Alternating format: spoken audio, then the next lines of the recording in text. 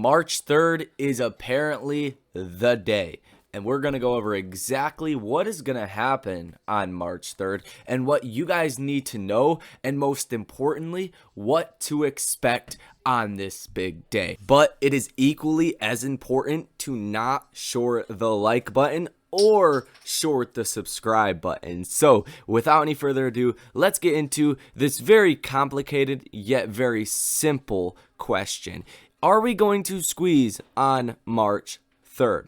Are we going to rally? Are we going to fall? So the first thing that you guys need to know is where this came from and why this is actually a thing. Why are we talking about this March 3rd day? And it comes from Lou. He's been right, he's been wrong, so have all of us.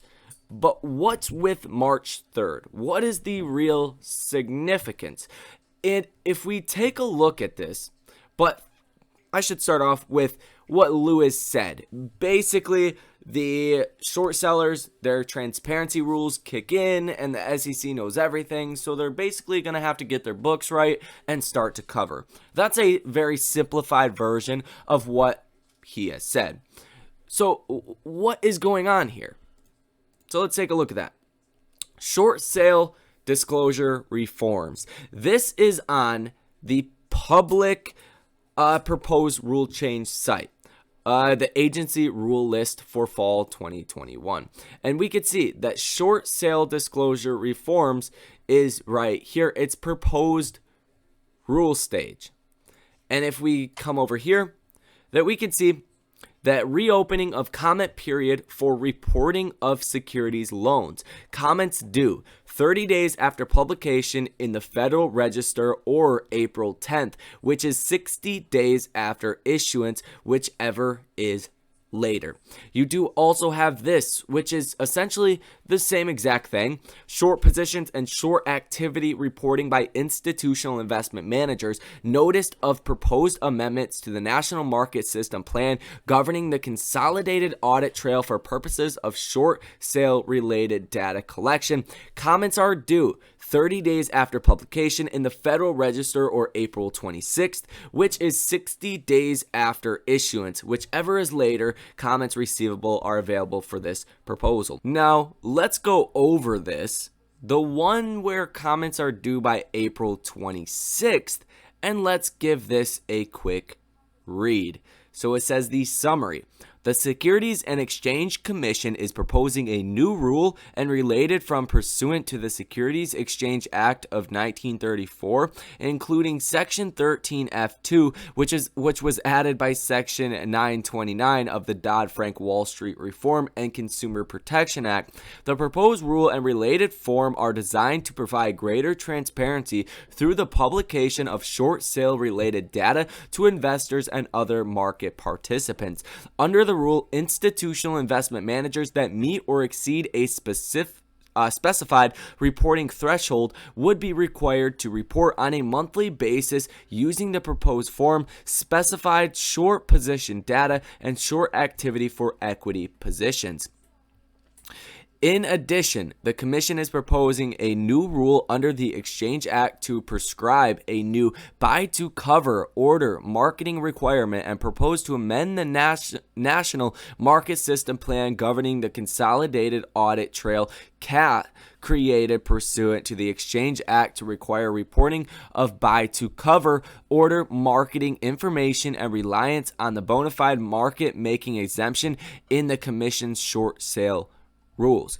And if we do come and take a look down here, the Commission believes that the short sale related information that would be collected under the proposals, particularly the required disclosures of proposed forms show and the aggregated data published pursuant to proposed Rule 13F2 would fill an information gap for market participants and regulators by providing insights into the life cycle of a short sale. Such aggregated information would help inform market participants regarding the overall short sale activity by reporting managers. The information reported on proposed form show, along with information gleaned through the operation of proposed Rule 205 and proposal to amendment CAT, would help the Commission and SROs to overcome current challenges in using data from CAT to estimate short positions and changes in short positions. They do also say down here, for an example, requiring disclosure of short positions could facilitate copycat trading that in turn could limit the profit an investor may earn using strategies developed in connection with its marketplace information gathering efforts. In addition, requiring disclosure of large short positions, even in an aggregated format, could make holders of such short positions more susceptible to short squeezes. To the extent that these circumstances could reduce the value of marketplace information gathered to develop a short selling strategy, they could discourage investors from making an effort to gather marketplace information. A reduction in information collection could harm price efficiency, which could in turn affect capital allocations and managerial decisions. That's the word, managerial. Aggregated short sale activity and short position information across all reporting managers for each reported equity security prior to publication and publishing such data on a delay would likely mitigate, though not fully eliminate, the potential negative economic factors of the reporting requirements and associated information disclosure of proposed Rule 13F2 and proposed form show. So they are saying, like, they're not against short squeezes. They're against the corrupt behavior that is going on. Believe that or not, I know we have not seen much evidence of that, but that's in their words. That's what they're saying, that they are not opposed to short squeezes. They actually say this will cause more short squeezes. In the same way of throughout 2021, when Cathie Wood and ARK Invest bought a stock, the stock tended to go up because people flooded money into that stock, because they were copycatting her trades, because she posts them every single day after the market does close. Now it's the same thing to the downside. Now when Cathie Wood buys a stock or even sells a stock, people start to short it. People start to buy puts on it. They sell it. So it kind of works in that manner. But ultimately, why are they doing this? Well, they want to give more transparency to the marketplace. They also don't want to see a lot of that Archegos-like scenario that starts to happen. This is why this branches out into private equity funds as well. And this is 218 pages long. So by all means, feel free to dive through the whole thing. I'm not going to lie to you guys. I did not read the whole thing because who has time for that? But that is the general consensus of what is being said. But let's circle back to the whole March 3rd scenario. It doesn't look like there's anything to directly suggest that March 3rd could be a significant day as far as clearing out the books, shorts covering. Now, I don't want to say that without telling you guys my opinion. And my opinion is that we are seeing a lot less manipulation now. Forget the disclosure requirements. Forget any of that. You have, Goldman Sachs, Morgan Stanley, Virtue, Citadel. You have hedge funds. You have everybody involved in this probe. What is that going to do? Well, it is going to limit the amount of manipulation that you are able to do, because now somebody is really looking at your books probably on a daily basis if you are Citadel and you are a market maker. There could be manipulation, and there likely is, between hedge funds and other hedge funds, even banks and hedge funds. There's always going to be that to some extent on Wall Street. It's one of the most corrupt places there is in the world. Take a stroll on Wall Street, you'll see a lot of bad shit, right? But when it comes down to it, I think a lot of that manipulation is actually gone right now. That does not mean that the price of the stock cannot go down. Let me briefly explain to you exactly what I mean. Now, in my personal opinion, I think our order flows have been getting manipulated. I think the brokers have been lending out your shares multiple times. Imagine if you are in Fidelity or any other brokerage and you have 100 shares in your brokerage that you're not actively selling, so they don't have to really keep your real shares in your brokerage. All the brokerage has to legally do is give you the price in which you buy and sell your shares. They don't have to legally keep all of your shares in your portfolio at any given time. So what I think's been going on is that brokerages are just lending out your stock multiple times. 3, 4, 500 times for your 100 shares. Very possible, and I think that is what is going on, and I think that is why we are getting so diluted. At the same time, I think you're definitely seeing a lot of, as we know, Robinhood communication with Citadel, but as well as other brokerages to manipulate the stock because there's so much demand for the stock on any given day. And that's where we revert back to this probe that has come out. About 1 week, roughly, 4, 5, 6, 7 days before that probe was actually announced, we started to see AMC acting very strangely. We started to see AMC rallying 10% and then 15%. And then we seen a big day, but we did close negative because that was a really bad day for the broad markets. Then we were up another 1%, up 10%. We were up 1%.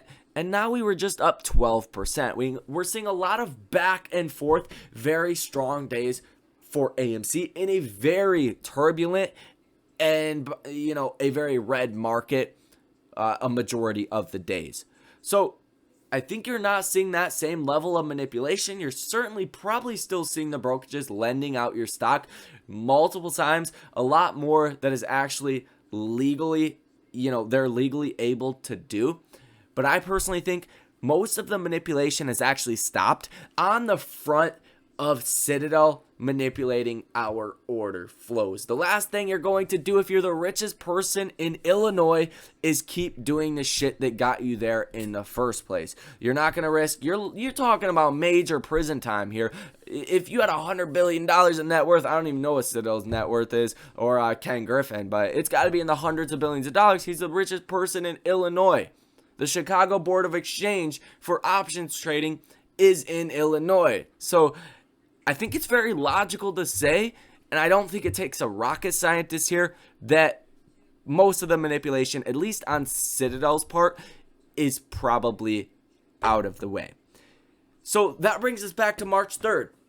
Tying all of this together, what are we going to see on March 3rd? Well, I think you have a lot of people that are excited for March 3rd that are probably going to buy more stock on March 3rd. So it is very possible that AMC does see a very strong day. But I have seen people talk about $200, $300, $400, $500 per share by March 3rd. I don't think that is very logical. And if it were, you would see the stock pretty much halted throughout the whole entire day. What I mean by that, you'd open up, stock would get halted. It would trade for another 2 minutes, stock would get halted. And it would go like that each and every day to even possibly get up to, the multi-$100 price ranges. I think that is unlikely, but you are going to see a lot of people buying the stock because March 3rd is such a hyped up day. So I think it will be good. The ultimate silver lining here is, as I stated in this video, the manipulation has come or is shortly coming to an end. The short sale disclosures will be getting finalized by the end of April, and we are going to see the Moass rest assured about that simple fact. We also did see today that the new SEC short sale rules would force investors to submit updates each month. And we can see that firms with at least $10 million or equivalent to 2.5% or more of the total shares outstanding in a single stock will have to report those positions as well. So the requirements for this are going down dramatically. Now they want to see firms with $10 million worth of a short position. And on a firm standards like a BlackRock, like a Citadel, like a Melvin Capital, those are very, very small amounts. So rest assured, things are looking good. I don't think the Moass is actually going to happen on the 3rd, I wouldn't wake up hoping to see $200-300 per share in your brokerage account, but I think it will be a positive day, and I would love to see, as we get closer to March 3rd, what Lou has to say about this, where the evidence for this comes about. Because I appreciate everybody that is in this community, and I salute all of them, but I cannot simply say that March 3rd is the day without knowing it is the day, without having some solid evidence or a thesis to support what I am saying. I'm not going to tell you guys something different than I would tell my mom, my sister, or anybody else. So with that being said, that is going to conclude this video. I hope you guys found value out of it. If you did, or if you did not, let me know down below in the comment section. But most importantly, do not short the like button and do not short the subscribe button. If you guys want to come join the trading community, check that out. Link down below in the pinned comment. Also, get yourself some free stock with Weeble, Moo, and Public down below in the description of this video. Thank you guys for watching. Enjoy your weekend, and I will see you in the next one.